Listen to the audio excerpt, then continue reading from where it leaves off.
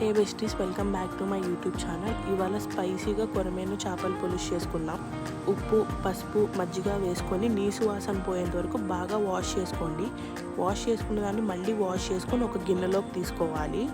ఇప్పుడు stove on చేసుకొని oil వేసుకొని చేపల చెట్లో ఉల్లిపాయలు, పచ్చిమిరకాయలు వేసుకొని బాగా వేయించుకో. తర్వాత స్టవ్ ఆఫ్ చేసి పసుపు, ఉప్పు, కారం, గరం మసాలా, ధనియాల పొడి, కొబ్బరి పేస్ట్, అల్లం వెల్లుల్లి పేస్ట్, చింతపండు రసం ఇదంతా పోసుకొని బాగా మిక్స్ చేసుకోవాలి. వేసుకున్న దాన్ని మొత్తం బాగా మిక్స్ చేసుకోవాలి. బాగా మిక్స్ చేసుకున్నాక మన దగ్గర ఉన్న చేపలన్నీ ఇందులోకి అడ్జస్ట్ చేసుకోవాలి. తర్వాత స్టవ్ ఆన్ చేసుకొని ఇదంతా బాగా ఉడికించుకోవాలి.